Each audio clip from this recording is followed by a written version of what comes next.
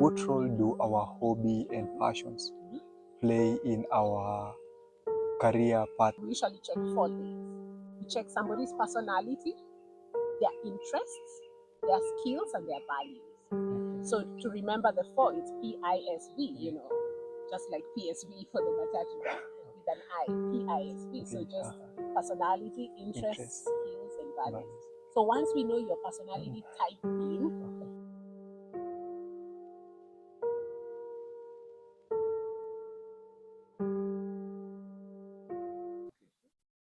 Hello, wonderful humans. Welcome to Modern Day Campfire by your host, Martin Sambia, where we advocate for mental health and personal growth through visual art and talk. And today we have a very special guest with us who is a leading voice of career development, Joyce Wangari. Joyce Wangari, she is a renowned career coach and an expert in professional growth, and she has helped countless people in navigating their career path.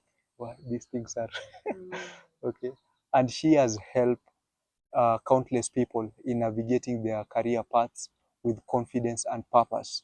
And whether you are looking to maybe to advance in your current career role, or to switch industries, or just to gain more clarity in your professional path, Joyce Wangari has the insight that you need. And personally, I'm very intrigued to host you, because you're going to share with us your wisdom and actionable advice that in regard to mental health and career development. Welcome again, Grace.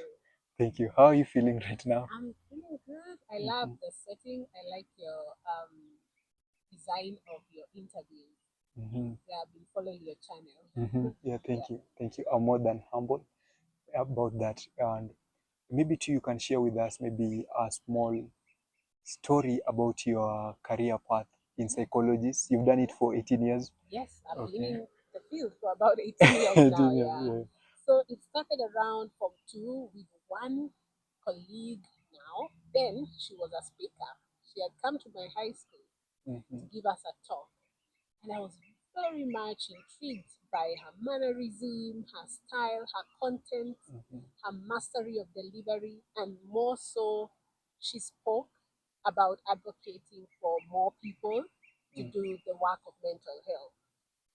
At the time in Form 2, I didn't think much of it, but I knew later in the year we were going to be selecting subjects.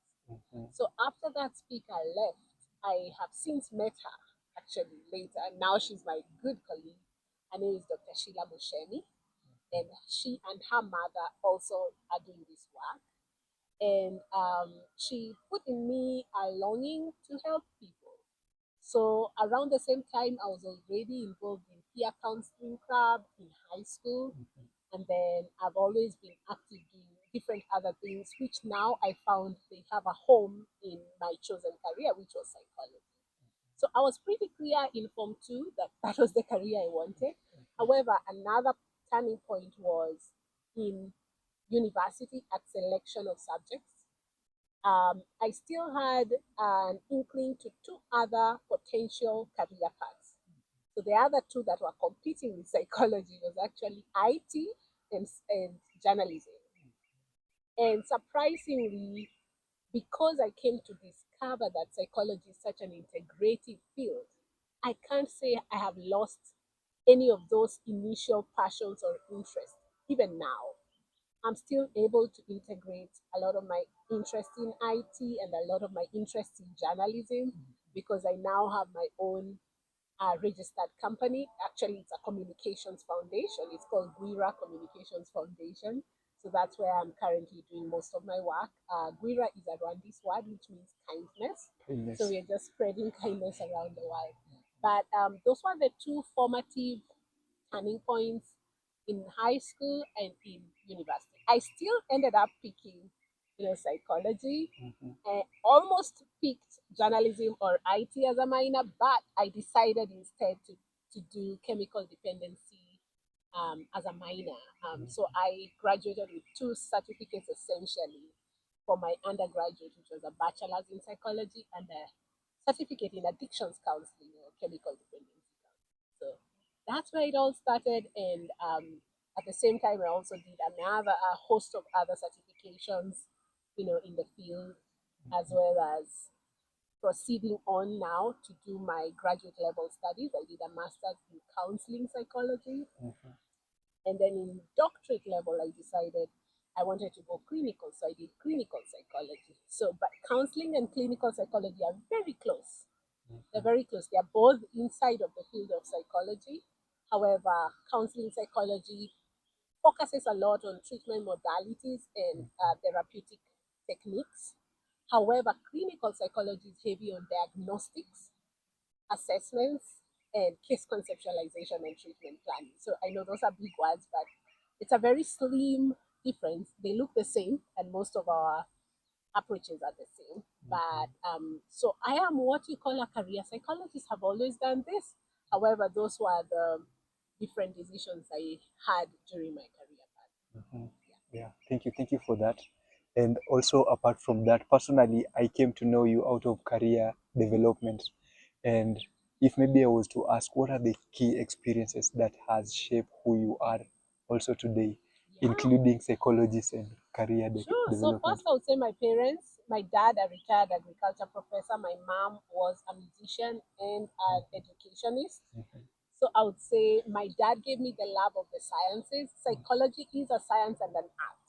Okay. Mhm. My mom was an artist. You are a musician, Mhm. artist. Uh-huh. So psychology is able to integrate the two. I have done extensive work doing nature therapy, where, I'm able to have people process their pain in very natural settings. So Mhm. really encompassing psychonutrition and how we Mhm. can improve health just from agriculture, biodiversity, and nature. So that's my father's influence. Actually, my dad comes from a lineage of herbalists.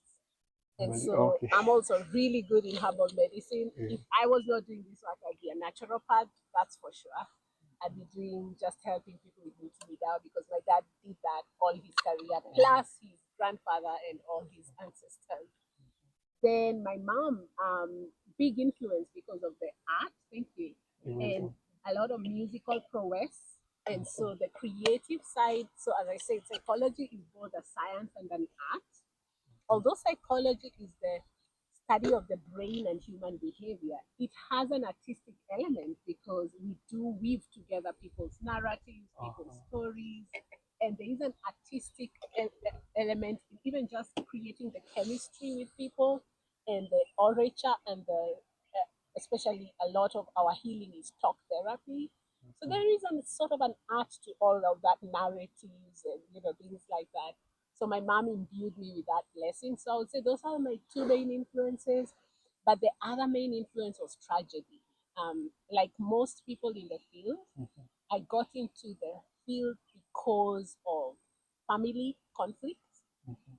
family breakup, um, personal tragedy, having suffered a acute bout of depression in high school.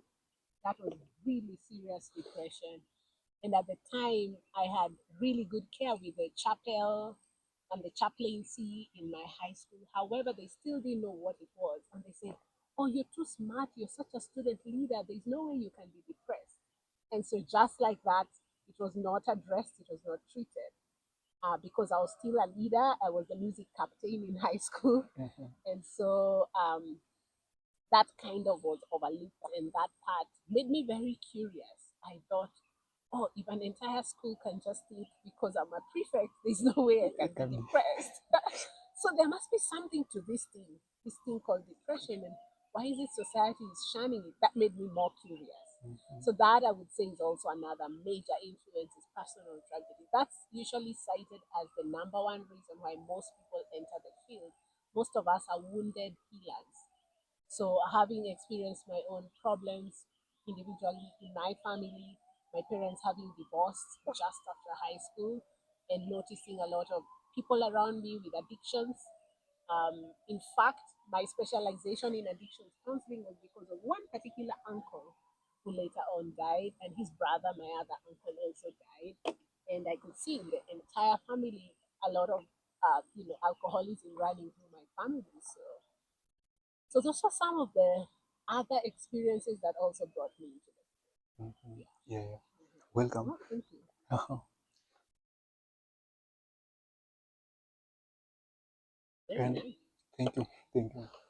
And like I just got curious when you said you were depressed. Yeah, Like I know you were not that self-aware then, yeah. but what was your coping mechanism? Yeah, Or good question. So because I was musical and I was very active in school, music was my go-to coping strategy. However, our school was a boarding school, girls only, and they did not allow people to carry phones or iPads or any of those gadgets. So I became more reclusive when I was depressed. I was more isolating, but I found a lot of refuge in just playing the piano, going deeper in, music and prayer, and also um, mostly being on my own. I found myself isolating a lot. That was my coping. That didn't really help because when you're a leader, music leader, there's always crowds of people around, and so I was very lucky again because I got some friends and family and also teachers who encouraged me out of the depression. So I never went for any medication because, as I said, it was not diagnosed. Nobody knew what that was. They thought it was just maybe laziness or something because um, I wasn't able to be awake. My sleep patterns were distorted, and maybe was sleeping too much, things like that. So, but later on is when I found a language for that after I started my psychology studies. thank you for that. Yeah. And another question, like in your opinion, how is it important to have a career that aligns in with your personal values for mental health? So I think I am an integrationist. I think people have different opinions about that. There are some people who are able to be a different persona and their career can take them on, and when they go home, they're a different person. But for me, I'm more of an integrationist. My career has improved my personal life. So for me, I think it's very important for values to be aligned. And one of my main top values is justice. I think I also got into the space for social justice. I noticed there was a lot of inequalities. A lot of people just didn't have basic needs, and I knew this career would give me an inkling into how to help everybody be okay because, in any case, everybody has an inalienable right to be human. So, mental health does have a rights approach, a human rights approach to now. And so, social justice was something that really drew me into the field. So, that I would say is a main value. And I think values in personal life and professional life are very important for them to be integrated. Not everybody holds the same view, but I said I'm an integrationist myself. Yeah. Okay. And maybe can you share with us maybe your personal story, a time that maybe in your career, like a career setback, became maybe a motivation Yeah. maybe in your life? Oh, plenty. Yeah. I think the one I remember very clearly is missing school because of school fees countless times. So I went through school with scholarships, and the scholarships were not 100%. I still had to put maybe 67%. It was just about a third. So I still had to come up with like two-thirds of the school fees, and it was expensive. So those experiences were not easy. I've never held a full-time job really for the last 18 years. I've been on short contracts, casual labor, and the nature of the industry is that it's challenging for someone who doesn't have a permanent and pensionable position or job. So one experience I remember is just feeling really down one time when I'd been out of school for a while because there were many starts and stops. I never went through school just easily, and I didn't have, rich parents who would pay for school. It was just up to my own effort. So what I recall is just remembering that even if I felt so alone, I could still call up someone. Sometimes we forget that you were born in relationships and you exist in systems. So I just remember calling out to a few friends, and it's so amazing how just a 10-minute pep talk Just a phone call from a friend can make a difference.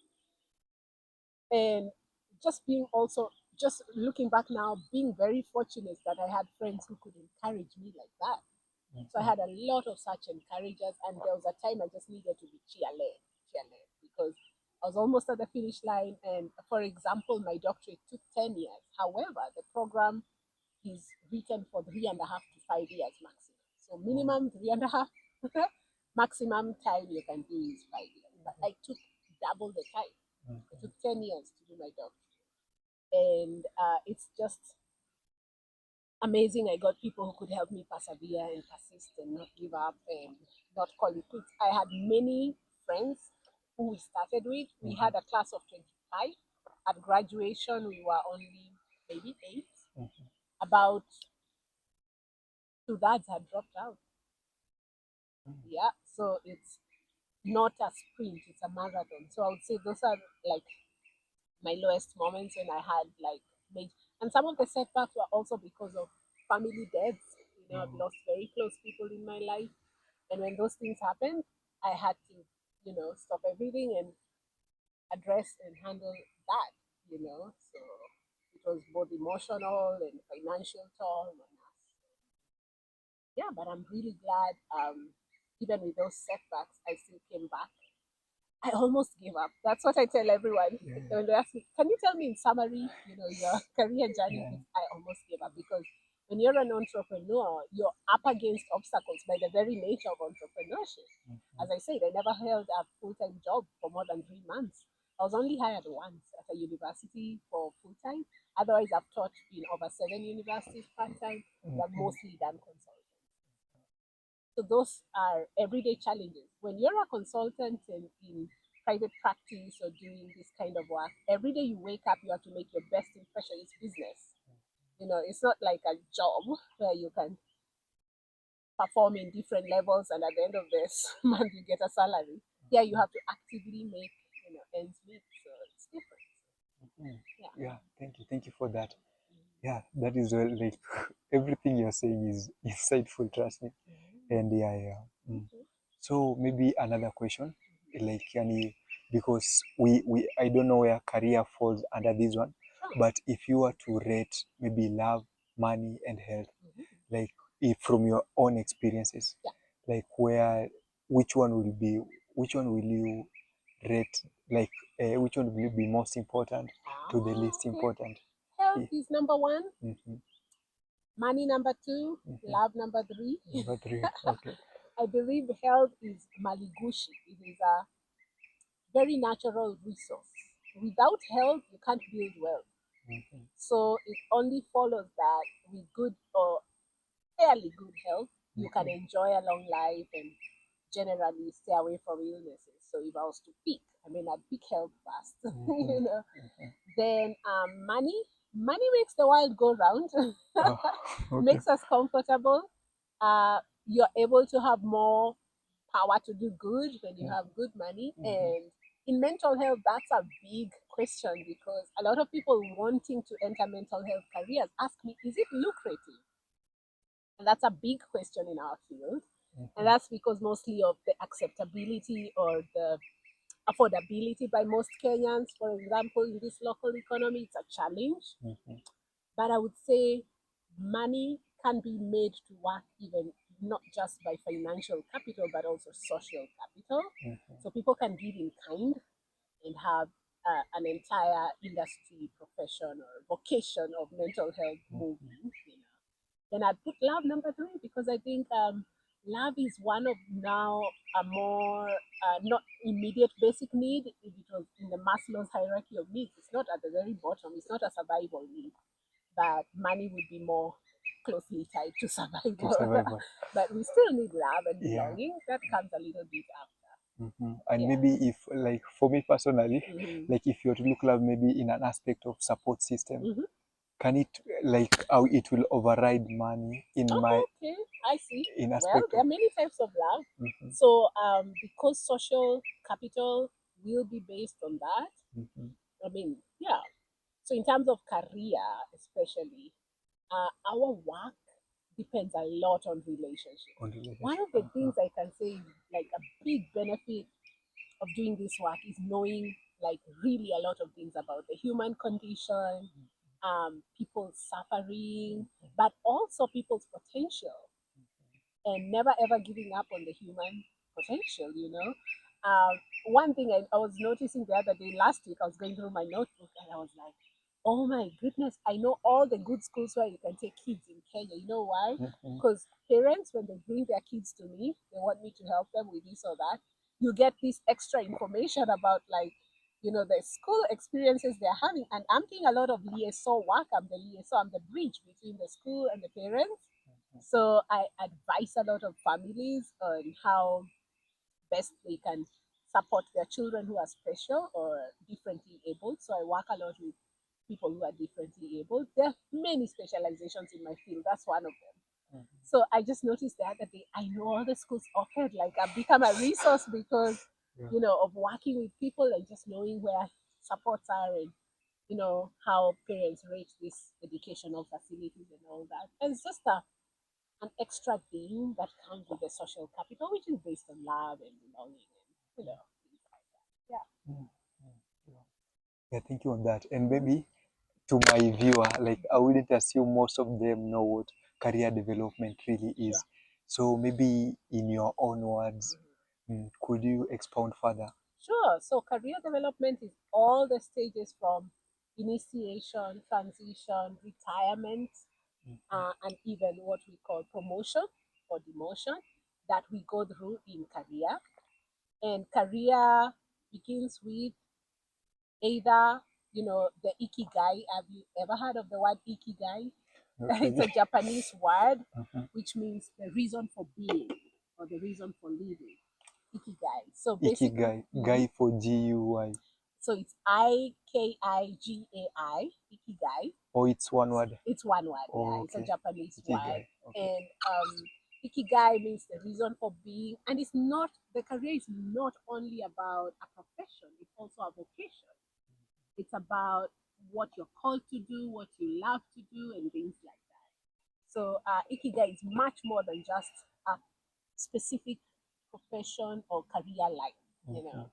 So basically, career development is all of that. What are you inclined to do as a passion, as a calling? Not only if you are paid, but, you know, what you would rather do.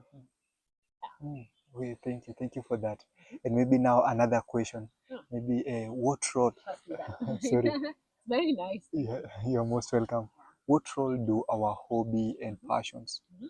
play in our career path? Yeah. Or because like from what I'm getting, like the way we've been, where I'm coming from, personally, where I'm coming from, like career is like it's not something that was supposed to be enjoyed. It was there maybe to be a primary source of income or sustainability. So if you say something that seems interesting, it doesn't equate to maybe taking care of all of that. Yes. But time is changing. Yes. Yeah. Most definitely. We've moved from industrial age, Uh-huh. we're now in the tech age, and especially Gen Zs Yeah. are very much redefining the culture of work, and they are asking for specific things like work culture to be satisfying, for example. So yeah, you're very, very right. But on to your question, what was the question again? Oh, Sorry. sorry. The role of our hobbies and Oh passion. yeah. So hobbies and passions make us balanced.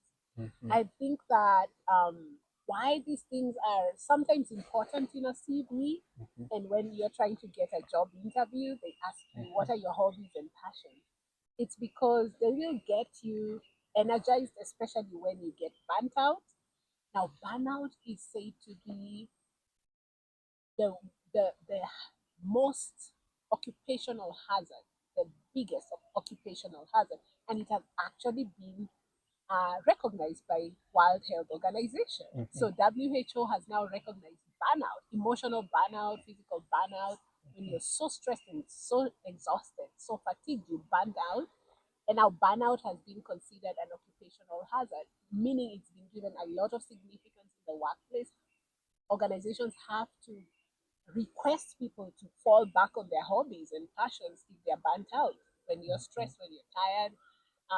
Nowadays, the concept of vacationing, going on a real vacation, it used to sound like global north, wazungu stuff, but now, even in the global south, people are told take a break and take a real break, and please don't work during your break, because people still try to work even when they're on break. So hobbies and passion give you leverage back into what you really want to do, and return your say your ikigai. So earlier I used the word ikigai. So your reason of being, so you can come back to your real self. Yeah, thank you for that. And maybe like in Kenya, uh, in Kenya, majority of us maybe are stuck to 9 to 5. I'm not saying it is a bad thing, but there are those people maybe who are there. That is, it is not their purpose. They're just there for the income. Yeah. And maybe if maybe you are the same person, maybe stuck in the same cycle, what could be your to-go strategy of dealing with maybe stress? Yeah, a lot of people in jobs they don't want to do. You're very right. Businesses and even workplaces that they'd rather not be. I would say the first thing would be take a step back and reflect and pause. Just pause, think about how did I start this in the first place. If this was something recommended by someone else, then as an adult, maybe it's time to now exercise your own freedom and think, oh, do I still want to continue to do this if somebody else had recommended it? But if it was your own choice and now you're no longer fulfilled, then maybe it's time to take a break. I think breaks are really great because you can come back with a fresh set of eyes almost, and just look at it again and see whether that's still fulfilling.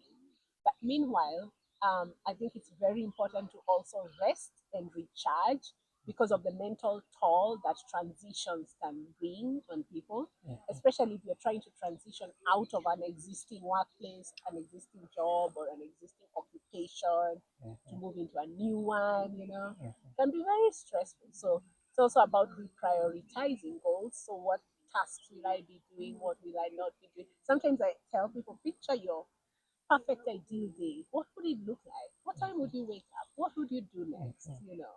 Things like that. That's why people have to think about even where they live. If it's too far from the workplace, that might really affect their productivity, things like that. So I think it's possible for people to get very clear once they take a break. It will come to them now. We are experts in career coaching. However, it does not mean that people cannot do this on their own. Sometimes you can self-generate, without a mentor, without a coach, without an expert telling you.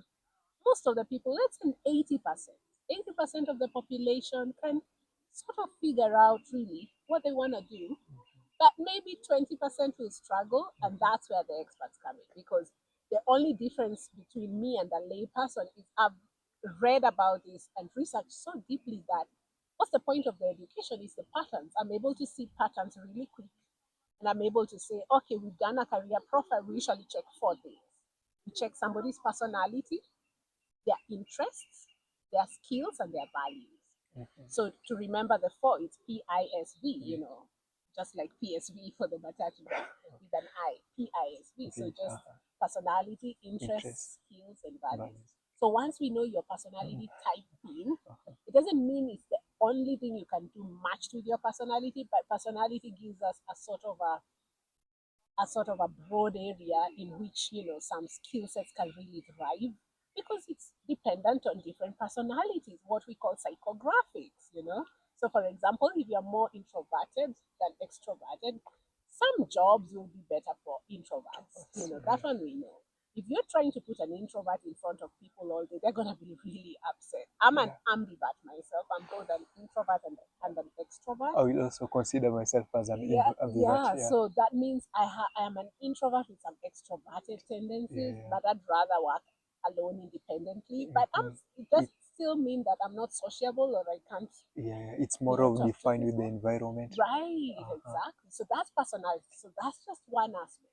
The next one we will profile is the interests. So aside from personality, what do you really want to do? And when we have interest, many people think, oh, what do you want to do that's lucrative? No, we're not asking what's lucrative, just what do you want to do if money was not the issue. In the scope, yeah. So someone may be really good in driving, but they're probably not interested, so they'll never do it, you know. So aside from interest is the skill. Can you actually drive? Because driving, for example, requires psychomotor skills, eye-hand coordination. You have to be fast. You have to have reflexes that are, quick. You have to know when to move, you move, when to stop, you stop, So that's a skill set. So then lastly, values. And what we found is, especially the Gen Z, because right now the workforce has a lot. Gen Z, by the way, are people who are aged 12 years to 27 years. So if you're in that age bracket, you're a Gen Z.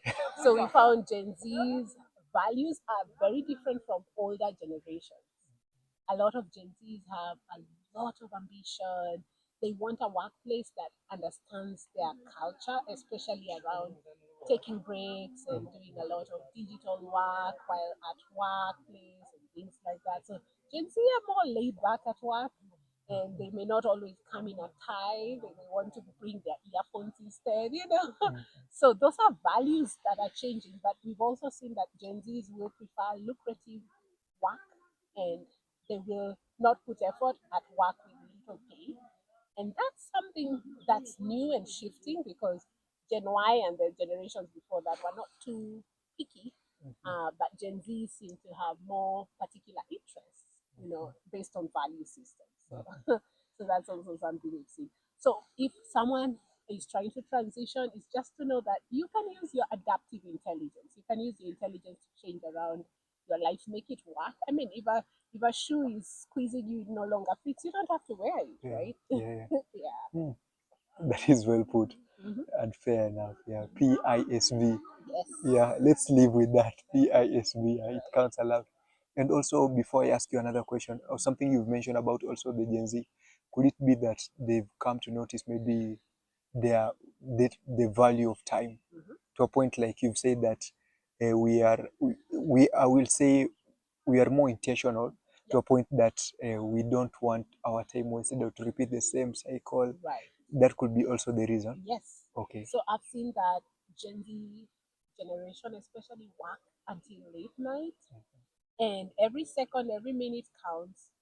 But their use of time has been transformed mostly because of technology. So the digital diet of this workforce is nothing compared to what was even 5 or 10 years ago.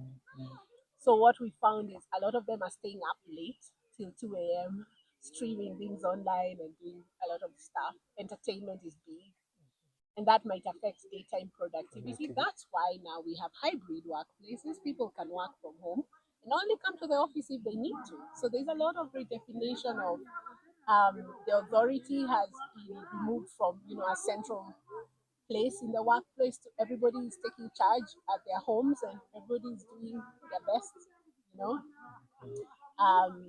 with the information power that is here in the digital age. So this is not definitely the industrial revolution. This is definitely the tech age. Tech age. Yeah. Okay, yeah. Thank you for that. And as a career development coach, Yeah. like, what is that one myth that you've busted along your career? Oh, most definitely about entrepreneurship in mental health. So many people are trained in the field and work outside the field. So that's a shocking fact, but it's true. Most of us with qualifications, very high quality, like I have a doctorate in clinical psychology, a master's in counseling psychology. Most of my colleagues do not work in the field because it's not lucrative, they say. But I've managed, although, as I said, it's not easy to get permanent pensionable jobs which have equitable terms in the local economy, but things are changing. I consider myself an optimist and an Afrofuturist. So I'm really excited about the prospects in Africa and what we can create together, just as I'm a Pan-Africanist as well. So. Okay. And so if I'd look at the glass, I'd say it's half full, not half empty. Not half empty. Yeah, because I'm an optimist. Like the way it is sweet, you have to reconsider. Yes, yes. Yeah, a lot of people in my field will say it's half empty. They'll see the lack. Yeah. There are no ready jobs in terms of packaged with salary, but there's a lot of need out there. And most of the time, people don't know to compare their everyday living experiences with mental health. Just this morning, I spoke to someone who said, I always have migraine headaches. I've never thought it has anything to do with mental health. I said, this is your overall well being. Headaches don't just appear, headaches are a symptom of something else, and let's see. And so we managed to find out what is making the headaches come.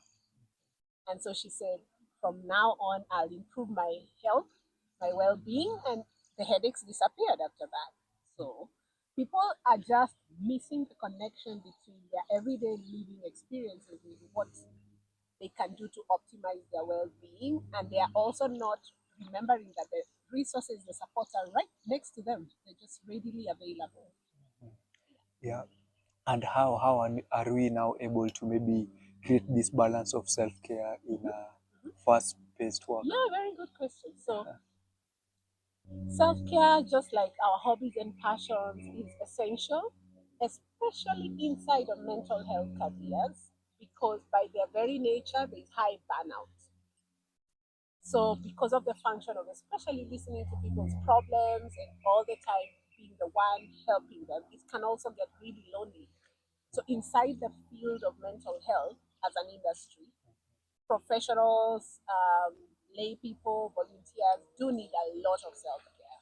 So the role of self care is to rebalance and return somebody's holistic health and help you rest and recharge so that you're a good enough instrument, for the next task. And on a personal level, like, now, what are your personal, your self-care Sure, strategies, I love cooking. routines? Or you love cooking? Yeah, I cook. I have my own gluten-free, lactose-free diet, and so I like cooking special meals for myself, my family. I love cycling in the forest. Uh-huh. I love my best is having a laugh with friends. I run my own Humor for Resilience group. I'm a TED Talk speaker, by the way, on Humor for Resilience. Oh yeah, So I did a TED Talk in the height of COVID, actually, yeah. 2020 June. I saw the And so I video. ran this community where we just have clean jokes and clean humor. And it's nice just to how humor can transform and help someone transcend very painful negative stuff going on. So, but it's just clean humor only that is allowed in my platforms. Okay, that Yeah. that is interesting. And now, currently, what are you most passionate about? Currently, I'm so excited about systems. Systems. I would love to create more interconnectedness. I feel like the silo approach is no longer fitting in our century. Could There is you could no you way we explain on yeah. silo approach? Silo is when like the silos where we store granary and stuff. Silo approach is where we think everything should be independent of everything else. Well, the truth is, if we interconnected, we would be better off. So when I've worked with, for instance, people in tech, we've created apps, we've created amazing products for mental health.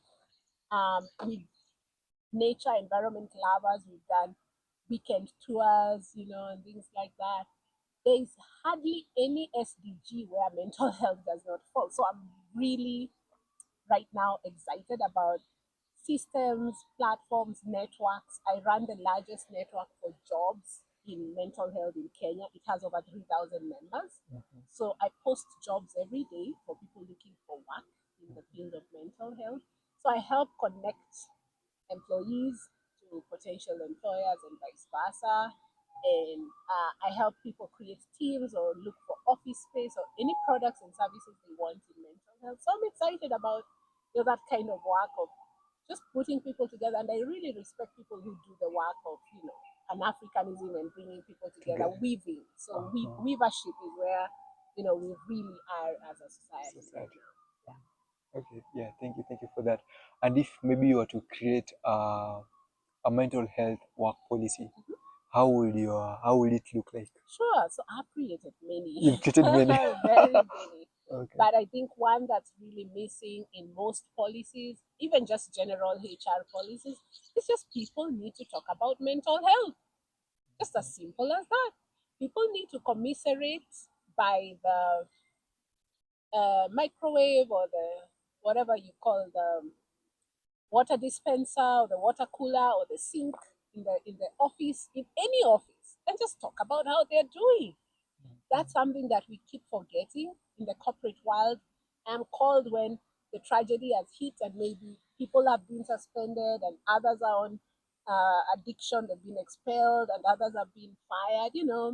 But unfortunately, we don't have enough of preventative kind of programs, just for people to start identifying, oh, and today this guy came really late, and today she was really shouting. People just noticing subtle changes, small, small changes in colleagues so that they can put a stop to any further, mental health suffering. Yeah, thank you for that. Now, before we go, I talked to some friends. Okay. Yeah, and they gave me like 3 questions. Sure. Yeah, that Sure. they will be so interested Wonderful. to hear your view on. So the first question is, what passions or hobby do you pursue outside of your work? Mhm. Yeah, that is the first question. I already talked about Y- cycling, Yeah, you cooking, mentioned. laughing with family and friends. Those are my three main hobbies. Yeah. I agree. You mentioned that. Yeah. Another question is, what values or principles are most important to you? Courage. I think courage is the bedrock of most values. I had also mentioned social justice. Zest. A lot of people say I bring a lot of energy, zest, and life to them. Future mindedness and maybe hard work. So those are my five top values. I would say those are the values that carry the day for me anytime. Yeah. Looking to other questions, I'm noticing coincidentally Yeah. we've covered all of them. Wonderful. Yeah. But before we go, Sure. maybe there is someone who is supposed to a Form 4 leaver today, and maybe he's coming from an environment.